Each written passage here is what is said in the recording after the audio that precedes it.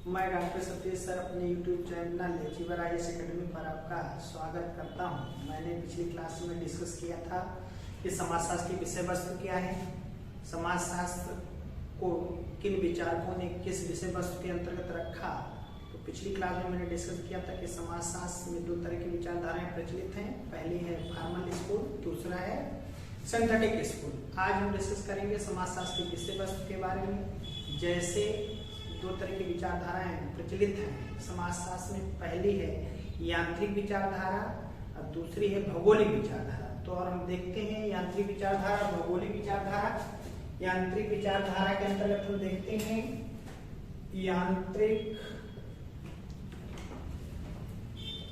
यांत्रिक विचारधारा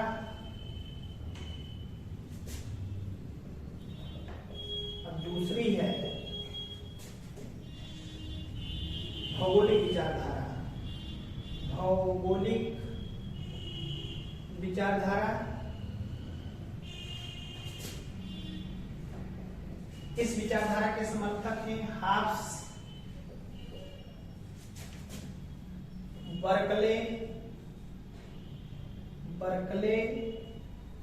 डेस्टर। जबकि भौगोलिक विचारधारा के विचारक हैं मॉन्टेस्क्यू,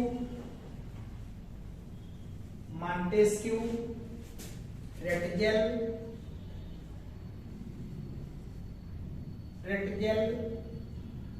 और हंटिंगटन। इन विचारकों का मानना है कि समाजशास्त्र की विषय वस्तु को दो भागों में बांटकर हम देख सकते हैं।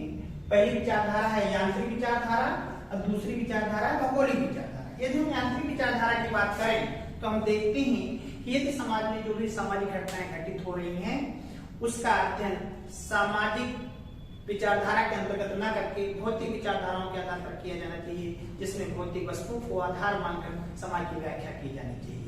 यानी समाज का अध्ययन भौतिक विषय के आधार पर, रसायन विज्ञान के आधार पर किया जाना चाहिए। इस तरह से समाज की विचारधारा को भौतिक वस्तु के आधार पर अध्ययन किया जाना चाहिए। ये विचारधारा यांत्रिक विचारधारा के अंतर्गत रखी जा सकती है। जैसे बर्कले जैसे विचारक का मानना है कि यदि गणित का प्रभाव किसी व्यक्ति के ऊपर नहीं है तो वो पशु के समान है। यानी हम कह सकते हैं कि गणित का प्रभाव प्रत्येक व्यक्ति पर देखा जाता है। यदि गणित का प्रभाव किसी व्यक्ति पर नहीं देखा जाता है तो उसकी संस्कृतियां पशु की संस्कृतियों के आधार पर देखी जाती हैं। उसी तरह से भौगोलिक विचारधारा के विचारकों को मानना, जैसे मॉन्टेस्क्यू, रेटजेल, हंटिंगटन का मानना है कि किसी भी सामाजिक घटना के ऊपर पर्यावरण का प्रभाव अधिक देखा जाता है, बेसिकली जलवायु का, भौतिक कारकों का। जैसे मॉन्टेस्क्यू ने अपनी पुस्तक द स्पिरिट ऑफ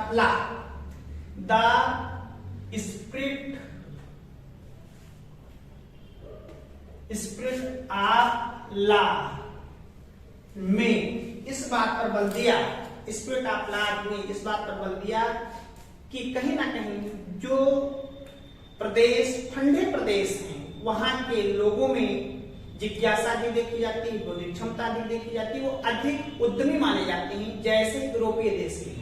जबकि जो गर्मी वाले प्रदेश हैं, जो मध्य रेखा इक्वेटर के पास, जैसे साउथ अफ्रीका कंट्री, जैसे आपका है जिबूती, अफ्रीकन कंट्री में जिबूती है, युगांडा है, इन देशों में गरीबी का स्तर निम्न होता है क्योंकि ये बौद्धिक स्तर इनका निम्न होता है, इनके ऊपर जलवायु का प्रभाव सकारात्मक नहीं देखा जाता, इसलिए बहुत अधिक उद्यमी नहीं मानी जाती। इस तरह से इन विचारकों ने समाजशास्त्र की विषय वस्तु को दो भागों में बांटकर देखा।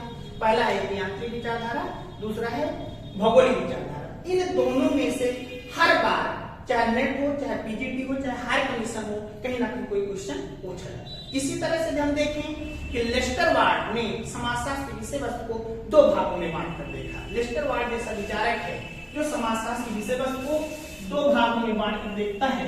पहला वो कहता है कि समाजशास्त्र की विषय वस्तु है वो दो भागों में देखी जा सकती है। पहला है शुद्ध समाजशास्त्र। पहला जो प्रश्न है वो है शुद्ध समाजशास्त्र। शुद्ध समाजशास्त्र दूसरा है आपका व्यवहारिक समाजशास्त्र। व्यवहारिक समाजशास्त्र जो समाज शास्त्र की विषय वस्तु के रूप में देखा जा सकता है। इसी तरह से यदि हम देखें एमाइल दुर्खिम के अनुसार, देखें कि समाजशास्त्र की विषय वस्तु को 3 भागों में बांटकर देखता है जो इस प्रकार के हैं। जैसे एमाइल दुर्खिम के अनुसार समाजशास्त्र की विषय वस्तु को हम 3 भागों में बांटकर देखते हैं। एमाइल दुर्खिम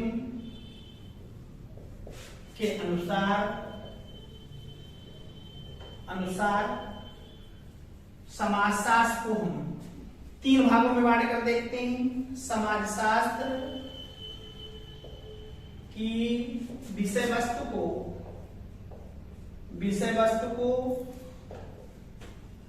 3 भागों में बांटकर देखते हैं। 3 भागों में बांटकर देखते हैं। भागों में बांटकर देखते हैं जो इस प्रकार है। पहला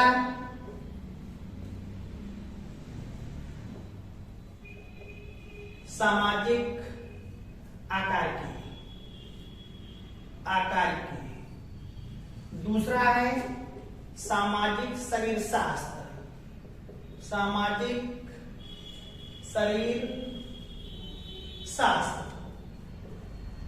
और तीसरा है सामान्य समाज शास्त्र। इस तरह से दुर्खिम ने समाज शास्त्र को विषय के आधार पर 3 भागों में बांटकर देखा। पहला है सामाजिक आकार की, दूसरा है सामाजिक शरीर शास्त्र, तीसरा है सामान्य समाज शास्त्र। सामाजिक आकार के अंतर्गत समाज शास्त्र की बनावट के आधार पर देखते हैं, जैसे परिवार संरचना, विवाह, नातेदारी जैसी संस्थाओं का प्रभाव समाज शास्त्र पर क्या देखा जाता है, इसका हम सामाजिक आकार के अंतर्गत करते हैं। सामाजिक शरीर शास्त्र उसकी बनावट को हम देखते हैं कि उसका शरीर कैसा, कौन कौन सा रचनाएं समाज का निर्माण करती है। तीसरा सामान्य समाज शास्त्र जिसमें सभी विषयों को शामिल करके हम सामान्य समाज शास्त्र के अंतर्गत रख सकते हैं। इसी तरह से अगस्त कांट जैसे विचार में भी समाजशास्त्र की विषय वस्तु को 2 भागों में बांटकर देखा। जो देखते हैं कि इन 2 भागों में उन्होंने बांटा है। जैसे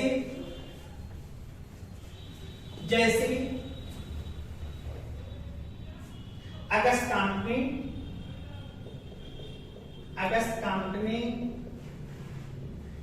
ने समाज शास्त्र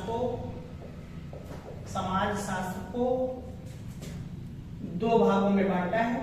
2 भागों में बांटा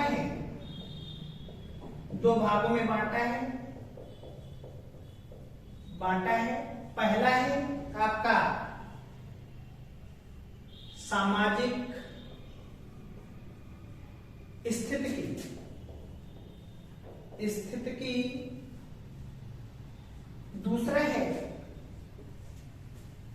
सामाजिक गति की। सामाजिक स्थिति के अंतर्गत हम देखें और सामाजिक गति के अंतर्गत देखें तो अगस्त कांट कहता है कि समाज में हमेशा 2 पक्ष होते हैं जो समाज की व्यवस्था का निर्धारण करते हैं। पहला पक्ष है सोशल स्टैटिक्स, इसको हम बोलते हैं। सामाजिक स्थिति के अंतर्गत उन बस संस्थाओं को रखते हैं, उन संरचनाओं को रखते हैं जो समाज को स्थिरता प्रदान करते हैं, जैसे परिवार, विवाह, नातेदारी जैसे संगठन जो समाज की व्यवस्था को में हमेशा देखे जाते हैं, समाज की व्यवस्था का निर्धारण करते हैं, उन्हें हम सामाजिक स्थिति के अंतर्गत रखते हैं। इस तरह से समाजशास्त्र को इन पक्षों का अध्ययन किया जाना चाहिए, इनकी विषय वस्तु के अंतर्गत रख सकते हैं। उसी तरह से सोशल स्टैटिक्स की यदि हम बात करें, सोशल स्टैटिक्स की बात ना करके हम सोशल गति की बात करते हैं। सोशल गति के अंदर उन पक्षों को हम रखते हैं जो समाज में परिवर्तनशीलता लाते हैं, समाज में गति प्रदान करते हैं, जिसके आधार पर हम देखते हैं कि वो पक्ष जो समाज में हमेशा परिवर्तित होते रहते हैं, समय के अनुरूप बदलते रहते हैं। जैसे जितनी भी दर हैं, यदि हम भारतीय समाज में देखें, जैसे जन्म दर, मृत्यु दर, बैंक दर आदि दरों का अध्ययन हम किसके अंतर्गत करते हैं, सोशल स्टैटिक्स के अंतर्गत न करके सोशल डायनामिक के अंतर्गत करते हैं। इस तरह से अगस्त कांट कहता है कि समाजशास्त्र की विषय वस्तु को इस तरह से हम देखते हैं कि उसके 2 पक्ष होते हैं जो समाज की व्याख्या का निर्धारण करते हैं। इस तरह से हम देखें कि समाजशास्त्र की विषय वस्तु में इन पक्षों का समावेश करके हम समाजशास्त्र की व्याख्या कर सकते हैं, उसके विषय वस्तु का निर्धारण कर सकते हैं। इस तरह से समाजशास्त्र एक ऐसा विज्ञान है जिनमें व्यवहारिक पक्ष के साथ साथ उन पक्षों को भी शामिल करते हैं जो सैद्धांतिक पक्ष का निरूपण करते हैं और समाज की विषय वस्तु का निर्धारण करते हैं। इस तरह से समाजशास्त्र एक व्यापक अवधारणा है जिसकी व्याख्या समाजशास्त्र के परिप्रेक्ष्य के अंतर्गत की जाती है। किसी एक पक्ष को शामिल न करके उनके अनेक पक्षों को भी समाजशास्त्र की विषय वस्तु के रूप में स्वीकार करते हैं, जिसके आधार पर समाज का निर्धारण किया जा सकता है। इस तरह से समाजशास्त्र की विचारधारा विषय वस्तु के अंतर्गत हम देखें तो लगभग 2 या 3 प्रश्न हर बार, चाहे पीजीटी हो, चाहे हायर कमीशन हो, चाहे नेट हो, उनमें हमेशा यहाँ से प्रश्न पूछे जाते हैं और ये पूछे जाते हैं कि इस विचारधारा का समर्थन किस विचारक के द्वारा किया गया, इस विचारधारा का समर्थन किसके द्वारा किया गया। जैसे भी पिछली बार पूछा था कि सामाजिक व्याधिकीय शब्द किसके द्वारा प्रयोग किया गया समाजशास्त्र में। यदि हम देखें तो सामाजिक व्याधिकीय शब्द का प्रयोग कहीं ना कहीं समाजशास्त्र की विषय वस्तु के अंतर्गत आता है, जिसको सबसे पहले लेमर्ट के द्वारा प्रयोग किया गया, जिनकी सोशल पैथोलॉजी में उन्होंने कहा कि जो विचलन है, व्याधिकीय है, उसके 2 स्वरूप देखे जा सकते हैं। पहला स्वरूप है प्राथमिक विचलन, दूसरा स्वरूप है द्वितीय विचलन। प्राथमिक विचलन के अंतर्गत उन विचलन को हम इंडिकेट करते हैं जो समाज में अव्यवस्था को फैलाते हैं, फिर उस पर कठोर नियंत्रण लगाया नहीं जाता है। उनके लिए सामान्यतः सामान्य दंड का प्रावधान होता है। जैसे समाज में हंसी मजाक करके उनको कहीं ना कहीं इस बात पर बल दिया जाता है कि वो समाज की मुख्यधारा से अलग होने ना पाए। जबकि द्वितीय विचलन वह होते हैं जो समाज में व्यवस्था को पूरी तरह से बाधा कर देते हैं, बाधा पहुंचाते हैं और समाज की व्यवस्था के संचालन में अवरोध उत्पन्न करते हैं। इसलिए द्वितीय विचलन कहीं ना कहीं सामाजिक व्यवस्था के लिए हानिकारक देखे। इसी की व्याख्या दुर्खिम ने ली सोसाइटी के माध्यम से विचलन को समझाने का प्रयास किया। उन्होंने कहा कि समाज में विचलन की एक दर आत्महत्या के रूप में विद्यमान रहती है, जिनकी मिनिमम दर समाज में होना अनिवार्य है। यदि उसकी दर समाज में अधिक हो जाती है तो समाज के लिए विघटनकारी हो जाता है। इसलिए विचलन कहीं ना कहीं समाज की व्यवस्था में अवरोधक उत्पन्न होता है, जो समाजशास्त्र की विषय वस्तु के रूप में देखा जाता है। इस तरह से समाज के स्वरूपों का निर्धारण, समाज की विषय वस्तु का निर्धारण, समाजशास्त्र की परिभाषा का निर्धारण हमने पिछली क्लास में भी किया था, आज भी कर रहे हैं। क्यों? क्योंकि यहाँ से प्रश्न उठाया जाता है, इसलिए इस टॉपिक को भी एनालिसिस करना आवश्यक था। इसलिए हमने समाजशास्त्र की विषय वस्तु का निर्धारण किया है। यदि आपको चैनल मेरा अच्छा लगे तो आप इसको कृपया सब्सक्राइब करिए, लाइक करिए और शेयर भी करिए।